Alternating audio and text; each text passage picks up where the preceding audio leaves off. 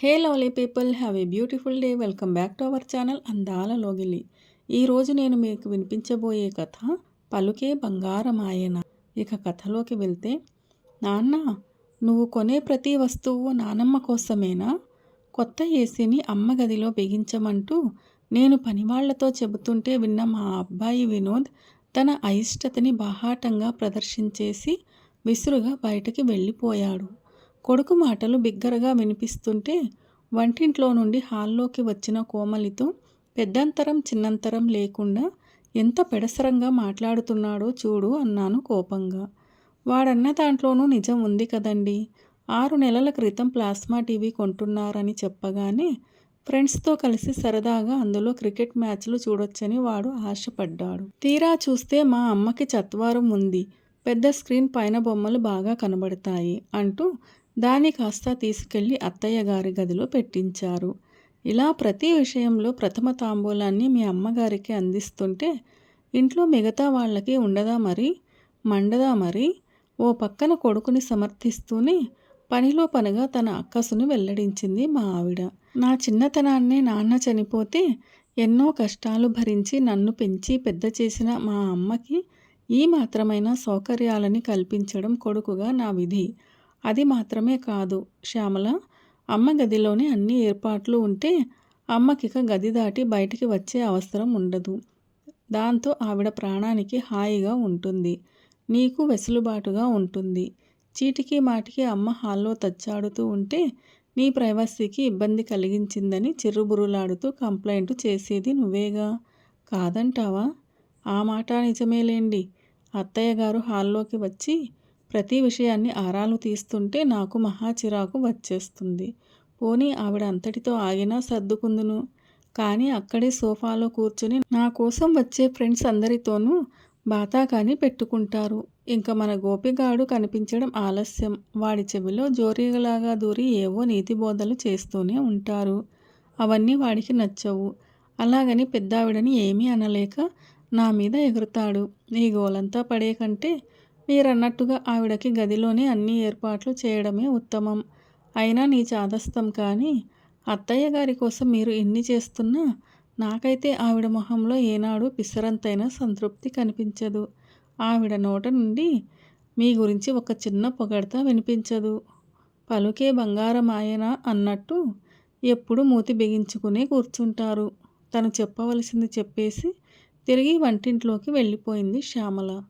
అమ్మ గురించి చివర్లో తనన్న మాటలు నాకు అప్రియంగా అనిపించినా ఆ క్షణాన వాటిని నేనంతగా పట్టించుకోలేదు. అయితే ఏసీ ఫిట్ చేయడం పూర్తి అయ్యాక అమ్మ గదిలోకి వెళ్ళి రిమోట్తో టెంపరేచర్ సెట్ చేసి మలయా మారుతంలో వీచిన చల్లగాలిని ఆస్వాదిస్తూ, అమ్మ, ఏసీ బాగా పనిచేస్తుంది కదూ అన్న నా మాటకి అవునన్నట్లుగా కేవలం తలాడించి ఊరుకున్న అమ్మ మోములో నేను ఆశించిన ఆనందం అనిపించనప్పుడు మాత్రం అమ్మ గురించి శ్యామల చేసిన వ్యాఖ్యానంలో నిజం లేకపోలేదు అనిపించింది.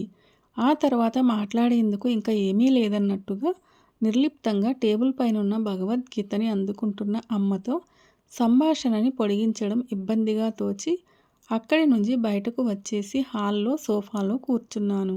నేను హాల్లోకి రావడం చూసిన శ్యామల, ఏమండి, మన ఇంటికి కొత్త ఏసీ వచ్చిన శుభ సందర్భంలో మీకు ఇష్టమైన గులాబ్ జామ్ చేశాను, తినండి అంటూ చేతికి ఇవ్వగా అందుకుని తినబోతూ, అమ్మకు ఇచ్చావా శ్యామల అని అడిగాను. ఆవిడకి పెట్టకపోతే మీరు ఊరుకుంటారా మహానుభావ? ఆ గదిలోకి ముందుగా సప్లై చేశాకే మీకు ఇస్తున్నాను లేండి కాస్త కినుకుగా అంది శ్యామల. ఏ మాట కామాటే చెప్పాలి. అప్పుడప్పుడు శ్యామల నాపైన అమ్మపైన చెణుకులని విసురుతుందే కానీ అమ్మకు ఏ విషయంలోనూ లోటు రానియదు. అందుకే తన పైన అమితమైన ప్రేమ పొంగుకు రాగా, శిల్పారామం చూడాలని ఎప్పటి నుండో అడుగుతున్నావుగా, త్వరగా తయారయ్యిరా వెళ్ళి వద్దాం అనగానే శ్యామల మొహం 1000 వాట్ల బల్బులాగా వెలిగిపోయింది. ఇదిగో ఇప్పుడే చిటికలో వచ్చేస్తాను అంటూనే నా బుగ్గపైన గట్టిగా ముద్దు పెట్టేసి బెడ్రూంలోకి పరిగెత్తింది. తను అంతే అల్పసంతోషి, చిన్న చిన్న వాటికి సంబరపడిపోతుంది. ఆ ఆనందాన్ని అప్పటికప్పుడే ఇలా ఏదో ఒక చర్య ద్వారా ప్రదర్శించేసి నా మనసును దోచుకుంటుంది. అమ్మ కూడా ఎప్పుడూ అలా మౌనంగా ఏదో కోల్పోయిన దానిలా నిర్వేదంగా ఉండకపోతే అప్పుడప్పుడైనా శ్యామలలాగా చక్కగా తన సంతోషాన్ని మాటల్లోనూ, చేతల్లోనూ వ్యక్తం చేస్తే బాగుండును కదా! శిల్పారామంలో చూడవలసినవన్నీ చూసేసి ఇంటికి బయలుదేరుతుండగా హఠాత్తుగా వెనక నుండి నా భుజం మీద చేయి పడడంతో ఉలిక్కిపడి చూస్తే అక్కడ నా చిన్ననాటి స్నేహితుడు కనిపించాడు. "అరే నరసింహ! నువ్వేమిట్రా ఇక్కడ?" అంటూనే ఆనందంగా వాడిని కౌగిలించుకున్నాను. "చెన్నై నుండి ట్రాన్స్ఫర్ మీద ఇక్కడికి వచ్చి 2 నెలలయింది ప్రతాప్. ఆఫీస్ పనుల్లో బిజీగా ఉండటం వల్ల ఇంతదాకా నిన్ను కలవలేకపోయాను. వీలు చూసుకుని మీ ఇంటికి రావాలనే అనుకుంటున్నాను. ఇంతలో ఇలా కలిశాం. అన్నట్టు మా ఇల్లు ఇక్కడికి దగ్గరలోనే ఉంది. నాతో పాటు మా ఇంటికి రండి. అమ్మ ఎప్పుడూ మిమ్మల్ని గుర్తు చేసుకుంటూనే ఉంటుంది" అన్నాడు నరసింహ. "అలాగే లేరా" అంటూనే శ్యామల వైపు తిరిగి, "శ్యామల, వీడు నా ఫ్రెండు నరసింహ. మేము తణుకులో ఉన్నప్పుడు మావి పక్కపక్క ఇళ్ళు. వీడు నేను అక్కడ 6 ఏళ్ళు కలిసి చదువుకున్నాం. తను మన పెళ్ళికి కూడా వచ్చాడు" అంటూ పరిచయం చేశాను. ఆ తర్వాత నరసింహతో కలిసి వాళ్ళ ఇంటికి బయలుదేరాము. చెప్పులని ఓ వారగా వదిలి హాల్లోకి అడుగు పెట్టగానే అక్కడ సోఫాలో కూర్చున్న జానకి పిన్నిని వెంటనే గుర్తుపట్టాను. "అమ్మా, ఎవరొచ్చారో చూడు" అన్న నరసింహం మాటలకి కళ్ళజోడు సరిచేసుకుని నా మొహంలోకి 2 క్షణాల పాటు తేరిపారి చూశాక, "ఎవరది? ప్రతాప్ కదూ! చాన్నాళ్ళకి కనిపించావు. బాగున్నావా బాబూ? జయమ్మ అక్క ఎలా ఉంది?" అంటూ ఆప్యాయంగా పలకరించింది జానకి పిన్ని. "నువ్వెలా ఉన్నావు?" "నాకేం, నిక్షేపంలా ఉన్నాను. బంగారం లాంటి కొడుకు, నెత్తిన పెట్టుకుని చూసుకునే కోడలు పిల్ల, ముద్దులు మూటలు కట్టే మనవరాలు" అంటూ నిండుగా చెప్పిన పిన్ని కళ్ళల్లో కనిపించిన సంతృప్తికి నాకు చాలా సంతోషం వేసింది. అమ్మ కళ్ళల్లో ఇటువంటి ఆనందం ఎందుకు కానరాదు? కాసేపు ముగ్గురం కలిసి తణుకులో జ్ఞాపకాలు నెమరువేసుకుంటూ ఉంటే శ్యామల శ్రోతలా వింటూ కూర్చుంది. ఇంతలో సడన్గా ఏదో గుర్తుకు రాగా, "ఏరా నరసింహ, ఈవేళ నా శిల్పారామం మేనేజర్ని కలవాలి అన్నావుగా, కలిశావా?" అన్న పిన్ని ప్రశ్నకి ఆ పని పూర్తి చేసుకుని తిరిగొస్తుంటే అనుకోకుండా "అక్కడ మన ప్రతాప్ కనిపించాడమ్మా" అని చెప్పాడు నరసింహ. ఆ తల్లి కొడుకుల సంభాషణ నాలో ఆశ్చర్యాన్ని నింపింది. నరసింహ తన ఆఫీసుకు సంబంధించిన విషయాలను కూడా తల్లితో చెప్పుకోవడం విచిత్రంగా అనిపించింది. నా మటుకు నేను అమ్మతో ఇలాంటివి పెద్దగా మాట్లాడను. అడపాదడపా ఆఫీస్ విషయాలు ఇంట్లో పంచుకున్నా అది శ్యామలతోనే. అయినా ఒక తరం వెనుక మనిషి అయినా అమ్మకి నా ఆఫీసు విశేషాలు చెబితే మాత్రం అర్థమవుతాయా పాడా? అంతలో బయట నుండి లోనికి వచ్చిన వ్యక్తిని శిరీష, నా భార్య అని పరిచయం చేస్తూనే ఆమె చేతుల్లో నుండి కూరగాయ సంచులని అందుకుని వంటింట్లోకి పెట్టి వచ్చాడు నరసింహ. సోఫాలో జానకి పిన్ని పక్కనే కూర్చుని కొంగుతో నుదుటిపైన చెమటను తుడుచుకుంటూ, "అత్తయ్య, ఈవేళ మార్కెట్లో మీ అబ్బాయికి ఇష్టమైన చింత చిగురు దొరికింది. అలాగే మీకు ఇష్టమైన బొమ్మిడాయలు దొరికాయి. ఈ రాత్రికి ఏ వంట చేయమంటారు" అని శిరీష అడుగుతుంటే, "బాగా అలసిపోయినట్టున్నావు. ఇవాల్టికి నువ్వు రెస్ట్ తీసుకోమ్మా. నేను ఇందాకే టమోటో పచ్చడి చేసి వంకాయ కూరలోకి మసాలా కూడా రెడీ చేశాను. అన్నం కూడా అరగంటలో అయిపోతాయి" అని చెబుతూ, "ప్రతాప్, మీరు ఈవేళ ఇక్కడే భోజనం చేయండి. నీకు టమోటో పచ్చడి చాలా ఇష్టం కదా" అంది జానకి పిన్ని. "నా ఇష్టాలు నీకు ఎంత బాగా గుర్తున్నాయి పిన్ని" అంటూ ఆశ్చర్యపోతూనే, "ఇప్పుడు భోజనాలు అవి వద్దు, ఆలస్యం అవుతోంది. ఇంట్లో అమ్మ ఒక్కతే ఉంది. మరోసారి తిరిగి వస్తాము" అన్నాను. "అయ్యో, అమ్మని ఇంట్లో ఒంటరిగా వదిలి వచ్చావా? అలా అయితే త్వరగా బయలుదేరు ప్రతాప్. నిన్ను విడిచిపెట్టి ఉండటం అంటే జయమ్మ అక్కకి ఎంత నరకమో నాకు బాగా తెలుసు. అప్పట్లో మన కాంపౌండ్లో ఆడవాళ్ళమంతా కలిసి సినిమాకో షాపింగుకో ప్రోగ్రాం వేస్తే మా ప్రతాప్ ఇంటికి వచ్చేటప్పటికి నేను ఇంట్లో ఉండకపోతే వాడు బెంగ పెట్టుకుంటాడు అంటూ, వాడు లేకుండా నాకు ఎక్కడికి వెళ్ళబుద్దయ్యేదు" అంటూ కదిలేది కాదు మీ అమ్మ. ఎప్పుడైనా పొరపాటున వచ్చినా ముళ్ళపైన ఉన్నట్టుగా ఉండి కాసేపటికే "ఇంక మా ప్రతాప్ ఇంటికి వచ్చే టైం అయింది" అంటూ ఉరుకులు పరుగుల మీద వెళ్ళిపోతుండేది. దాని పంచప్రాణాలు నువ్వేరా. నువ్వు మీ అమ్మ కళ్ళ ఎదుట మసులుతూ 4 మాటలు దాంతో నవ్వుతూ మాట్లాడితే చాలు, దాని మనసు ఉప్పొంగిపోతుంది. మీరు ఇంటి నుండి బయలుదేరి ఎంతసేపయిందో ఏమో. త్వరగా వెళ్ళు బాబూ. అయినా అమ్మని కూడా తీసుకొచ్చుంటే బాగుండేది కదరా. తను కదలలేని పరిస్థితుల్లో గానీ లేదు కదా అంటూ ఆందోళన పడింది జానకి పిన్ని. పిన్ని మాటలు నాలో నిద్రాణమైన బాల్య జ్ఞాపకాలని తట్టి లేపాయి. నిజమే, నా చిన్నతనంలో నేను ప్రతీదీ అమ్మతోనే పంచుకునేవాడిని. స్కూల్ నుండి నేను ఇంటికి తిరిగి వచ్చే వేళకి అమ్మ ఇంట్లో ఉండకపోతే నాకస్సలు తోచేది కాదు. ఏ రోజుకు ఆ రోజే ఆ వేళ ఎలా గడిచిందో పూసగుచ్చినట్టుగా వివరంగా అమ్మతో చెప్పుకోకుంటే నాకు పిచ్చెక్కినట్టుగా ఉండేది. ఆ మాటకొస్తే నేను ఉద్యోగంలో చేరిన మొదట్లో కూడా ఆఫీస్ కబుర్లని అమ్మతోనే పంచుకునేవాడిని. అదేమిటో మరి శ్యామలతో పెళ్ళయ్యాక నా అలవాట్లన్నీ మారిపోయాయి. శ్యామల తల్లిదండ్రులు, బంధువర్గము ఇదే ఊర్లో ఉంటారు. తనకి స్నేహితురాళ్ళు కూడా ఎక్కువే. పెళ్ళైన మొదట్లో తరచుగా వాళ్ళ ఇళ్ళకి మేము వెళ్ళడం, లేదా వాళ్ళని మా ఇంటికి భోజనాలకి పిలవడం జరుగుతుండేది. 2-3 రోజులు వరుసగా ఏవైనా హాలిడేస్ కలిసొస్తే అందరం కలిసి పిక్నిక్లకి, టూర్లకి వెళుతూ ఉండేవాళ్ళం. అమ్మని మాతో రమ్మంటే తను పెద్దగా ఇంట్రెస్ట్ చూపేది కాదు. నేను బలవంతం చేయబోతే పెద్దవారు ఆవిడని ఇబ్బంది పెట్టడం దేనికి? ఆవిడకి ఎలా ఇష్టమో అలాగే ఉండనివ్వండి అనేది శ్యామల. అలా వివాహం తర్వాత శ్యామలతో నా బంధం బలపడి నా మనసుని, తలుపులని తనతో పంచుకోవడం మొదలు పెట్టగానే నాకు తెలియకుండానే అమ్మకు నాకు మధ్యన దూరం పెరిగిపోయి మాటలు తగ్గిపోయాయి. భోజనం చేశావా, మందులు వేసుకున్నావా లాంటి పొడి పొడి మాటలే తప్ప అమ్మతో నేను నోరారా కబుర్లు చెప్పి ఎన్నాళ్ళయిందో. నేనలా ఆలోచనల్లో ఉండగానే, చూడు నానమ్మ, అమ్మ నన్ను ఐస్ క్రీమ్ తిననివ్వడం లేదు అంటూ తల్లిపైన ఫిర్యాదుతో నానమ్మ పక్కనే వచ్చి కూర్చుంది నరసింహ కూతురు. మరి ఐస్ క్రీమ్ తింటే నీకు రొంప చేసి జ్వరం వస్తుందేమోనని అమ్మ భయం. 4 రోజులు ఆగితే స్కూల్లో పరీక్షలు అయిపోయి సెలవులు ఇస్తారుగా, అప్పుడు మనిద్దరం కలిసి కథలు చెప్పుకుంటూ బోలెడన్ని ఐస్ క్రీంలు తిందాం, సరేనా బుజ్జి తల్లి అంటూ జానకి పిన్ని తన మనవరాలకి నచ్చజెబుతుంటే చూడముచ్చటగా ఉంది. మా వినోద్కు మా అమ్మ దగ్గర ఇలాంటి చనువు లేనే లేదు. అయినా కన్న కొడుకుని నేనే అమ్మకి మానసికంగా దూరంగా జరిగిపోయాక ఇంకా నా భార్యాబిడ్డల విషయం చెప్పేదేముంది?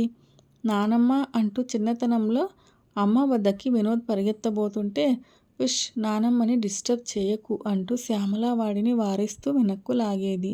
అది చూసి మా అమ్మకి శ్రమ కలగనీయకుండా శ్యామల చక్కగా చూసుకుంటోంది అనుకుని సంతోషించానే తప్ప దాని ఫలితంగా నానమ్మ వద్ద మనవడికి చనువు లేకుండా పోతుందని ఆలోచించలేకపోయాను.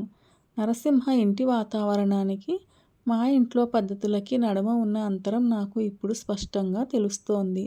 అమ్మ కళ్ళల్లో కాంతి లోపించడానికి ఆమె మౌనానికి గల కారణం లీలగా బోధపడుతోంది. పిన్ని, మీరంతా ఈ ఆదివారం వీలు చేసుకొని లంచ్కి మా ఇంటికి వచ్చేయండి. మిమ్మల్ని అందరినీ చూసి అమ్మ చాలా సంతోషిస్తుంది అని చెప్పి ఆ తర్వాత శ్యామలతో కలిసి బయటకు వచ్చేస్తుంటే మాతో పాటు తను గేటు దాకా వచ్చాడు నరసింహ. నరసింహ, నువ్వు పిన్నిని చూసుకుంటున్న తీరు అభినందనీయం. పిన్ని కళ్ళల్లో కనిపించే మెరుపే దానికి సాక్ష్యం అంటూ వాడిని మనస్ఫూర్తిగా అభినందించాను. భలేవాడివి ప్రతాప్. అమ్మని సంతోషపెట్టేందుకు నేను ప్రత్యేకంగా చేస్తున్నది ఏమీ లేదు. నా ఎరుకలో చాలామంది వాళ్ళ తల్లిదండ్రుల కోసం అన్ని వసతులతో కూడిన ప్రత్యేకమైన గదులను ఏర్పాటు చేయడం నాకు తెలుసు. నా ఆర్థిక పరిస్థితి దృష్ట్యా నేను అమ్మ కోసం అలాంటి సౌకర్యాలు ఏవీ అమర్చలేకపోయాను అన్న విషయం నన్నెప్పుడు బాధిస్తూనే ఉంటుంది. అదే మాట అమ్మతో అంటే, అందరూ కొడుకుల్లా నువ్వు నీ ఇంట్లో ప్రత్యేకమైన గదిని ఇవ్వకపోతే ఏమిటి? నీ గుండెల్లో నాకు ప్రత్యేకమైన చోటిచ్చావు. అది చాలదు ఈ అమ్మకి? కృష్ణారామ అంటూ ఇంట్లో ఓ మూలన పడుండే ముసలమ్మతో మాటలేమిటిలే అనుకోకుండా ప్రతిరోజు వీలు చేసుకుని నా దగ్గర కూర్చుని నీ కష్టం సుఖం చెప్పుకుంటావు, నా సలహాలు అడుగుతావు. నేను నోరు తెరిచి చెప్పకుండానే నా అవసరాలు తెలుసుకుంటావు. అడ్డాల నాడు బిడ్డలు కానీ గడ్డాల నాడ అన్నట్టు కాకుండా ఇప్పటికీ చిన్ననాటి నరసింహలాగే నాతో మసులుకుంటావు. ఏ తల్లికైనా ఇంతకంటే కావాల్సింది ఏముంటుందిరా అంటుంది అమ్మ. నిజమే కదా ప్రతాప్. ఇంట్లో పెద్దవాళ్ల ఉనికిని గుర్తించి నోరారా పలకరిస్తే చాలు పొంగిపోతారు. అనుభవంతో వాళ్ళకి తోచిన సలహా ఇస్తారు. వాళ్ళ పెద్దరికానికి మనం పిసరంత గౌరవాన్ని ఇస్తే దాన్నే వాళ్ళు కొండంత పెన్నిదిగా భావిస్తారు. కొత్తగా మన జీవితంలోకి అడుగుపెట్టిన భార్యాబిడ్డల మోజులో పడి పెద్దవాళ్ళని నిర్లక్ష్యం చేయకుండా మన కుటుంబంలో సభ్యులుగా వాళ్ళని కలుపుకుపోవడానికి మించి వాళ్ళు కోరుకునేది ఏముంటుంది? ప్రతాప్, నా అదృష్టం కొద్దీ నా భార్యకి పెద్దల పట్ల గౌరవం ఉంది. అందుకే అమ్మతో కోడలిలా కాకుండా కూతురులా మసలుకుంటుంది. నరసింహ మాటలు నా మనసుని చెల్లుమని తాకాయి. అమ్మ విషయంలో నేను చేస్తున్న అపరాధం ఏమిటో నాకు ఇప్పుడు పూర్తిగా అర్థమైంది. చిన్నతనం నుండి నన్ను సమృద్ధిలోకి తీసుకురావడమే ధ్యేయంగా బతికిన అమ్మకు నా ఇంట్లో సకల సదుపాయాలతో ఒక గదిని ఏర్పాటు చేయడంతోనే నా బాధ్యత పూర్తయిందని భావించడం ఎంత అవివేకం. జానకి పిన్నికి మళ్ళీ హాల్లో నిండుగా కూర్చుని ఇంట్లో అన్నింటా తానే ఉండవలసిన అమ్మని ఒక్క గదికే పరిమితం చేయడం అంటే ఆకాశంలో హాయిగా విహరించే పక్షిని పంజరంలో బంధించినట్లేగా. స్వేచ్ఛను హరింపచేసే పంజరాన్ని బంగారంతో చేసినా అది పక్షికి ఆనందాన్ని ఇవ్వదన్న చిన్న విషయం ఎంతకాలం నా మనసుకెందుకు తోచలేదు. అందరితో కలిసి సరదాగా కబుర్లు చెప్పుకుంటూ టీవీలో సినిమాని చూడటంలో ఉన్న ఆనందానికి అమ్మని దూరం చేసేసి, అమ్మా, నీ గదిలో పెద్ద టీవీ పెట్టాను, ఇప్పుడు నీకు బొమ్మ స్పష్టంగా కనబడుతోంది కదా అని అడగడం ఎంత హాస్యాస్పదం. నిజమే, నరసింహ చెప్పినట్టుగా అమ్మని ప్రత్యేక అతిథిలా కాకుండా కుటుంబంలో భాగంగానే చూసుకోవాలి. ఏ తల్లి అయినా కోరుకునేది అదే. అలా కాకుండా కేవలం ఆధునిక సౌకర్యాలు అన్నీ అమర్చేసి సరదాలని సంతోషాలని తన సమయాన్ని భార్యాబిడ్డలతోనే పంచుకునే నాలాంటి కొడుకు సమక్షంలో ఏ తల్లికి మాత్రం సంతృప్తినిస్తుంది? డబ్బుతో లభించే సకల సౌకర్యాలే మనిషికి సంతోషాన్ని ఇచ్చినట్లయితే ఈ భూమి మీద ఉన్న సంపన్నుల తల్లిదండ్రులంతా చాలా సంతోషంగా ఉండాలి. విదేశాల్లో స్థిరపడి అక్కడ సంపాదించిన డాలర్లతో ఇక్కడ సకల సౌకర్యాలని అమర్చిపెట్టిన పిల్లల తల్లిదండ్రులు మరింత ఆనందంగా ఉండాలి. కానీ వాళ్ళు ఎవరు అలా ఉండడం లేదే. సౌకర్యాల ద్వారా కలిగే హాయి కేవలం మేనునే తప్ప మనస్సును తాకదు. ఎన్నాళ్ల నుండో నన్ను వేధిస్తున్న అమ్మ ఎందుకు సంతృప్తిగా ఉండడం లేదు అన్న ప్రశ్నకి సమాధానం ఈవేళ దొరికింది. బుద్ధుడికి బోధి వృక్షం కింద జ్ఞానోదయం జరిగినట్టుగా నరసింహ ఇంట్లో నా జ్ఞాన నేత్రాలు తెరుచుకున్నాయి. ఇకపై అమ్మ కళ్ళల్లో వెలుగుని, ఆమె గుండెల్లో సంతృప్తిని ఎలా నింపాలో అర్థమవగా ద్విగుణీకృతమైన ఉత్సాహంతో వడివడిగా ఇంటివైపు అడుగులు వేశాను. ఇంటికి చేరుకున్న వెంటనే అమ్మ గదిలోకి వెళ్ళి అమ్మ భుజాల చుట్టూ చేతులు వేసి హాల్లోకి తీసుకొచ్చి సోఫాలో కూర్చోబెట్టి పక్కనే కూర్చుని, అమ్మ, ఈవేళ జానకి పిన్ని నరసింహ కలిశారు అంటూ అక్కడి కబుర్లని ఒక్కొక్కటి పూసగుచ్చినట్టుగా వివరిస్తుంటే మెరుస్తున్న కళ్ళతో నా వైపే చూస్తున్న అమ్మ ముఖంలో అద్వితీయమైన సంతృప్తి, నాలోనూ అదే ఆనందం పొంగి పొరలగా నాకు తెలియకుండానే చిన్ననాటి ప్రతాప్నైపోయి అమ్మ ఒళ్ళో తల పెట్టుకున్నాను. పోగొట్టుకున్న పెన్నిది తిరిగి పొందిన అనుభూతితో నా మనస్సంతా నిండిపోయింది. పలుకే బంగారమాయెన. కథ నచ్చిందా మీకు? నచ్చినట్లయితే వీడియోను లైక్ చేయండి. మీ ప్రియమైన వారందరికీ షేర్ చేయండి. అలాగే ఛానల్ను సబ్స్క్రైబ్ చేసుకోవడం అస్సలు మర్చిపోవద్దు. వీడియోను పూర్తిగా చూసి కథను పూర్తిగా విన్నందుకు ధన్యవాదాలు. ఇలాంటి మరిన్ని మంచి కథల కోసం స్టే ట్యూన్. అందాల లోగిలి. See you all in another video. Till then keep smiling and be happy.